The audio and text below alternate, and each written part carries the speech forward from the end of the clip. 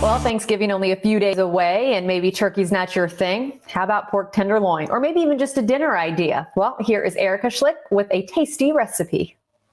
Pork tenderloin is a simple but very elegant roasted piece of meat that I'm going to show you how to make a delicious herb crusted baked version today.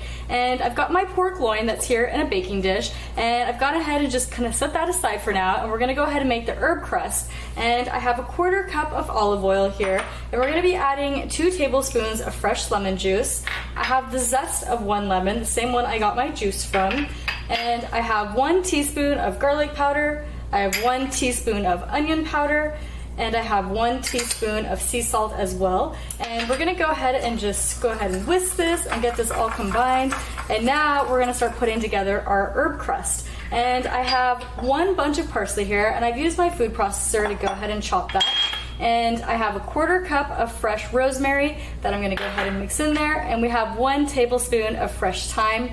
And you can just use a fork just to get this mixed. You don't need to overly mix it yet, because we're about to put in our olive oil mixture, and this is gonna give the herbs kind of more of a paste-like texture, and then we're gonna go ahead and be able to put this on top of our pork. And so you don't want it to be too wet. You want this to be more kind of, you know, more of like an herb crust that we're gonna go ahead and put on there. And once that is combined, we can go ahead and start to spoon that or fork that onto our meat here.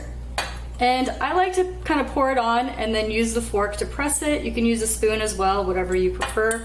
And don't worry if a little bit falls off to the side. It's gonna go ahead and bake and give extra flavor on the sides of the meat as well. So wherever it goes, as long as it's touching the meat, it's gonna infuse that with flavor, and it is gonna be delicious.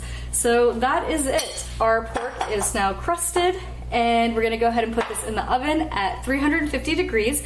And you wanna cook it until meat reaches an internal temperature of about 150 degrees, and then you can pull it out and let it rest. Usually around the 15-minute mark, I'll start to check it, and then check it every 5 minutes to make sure you're not gonna overcook it. And our pork tenderloin is now out of the oven and ready to enjoy.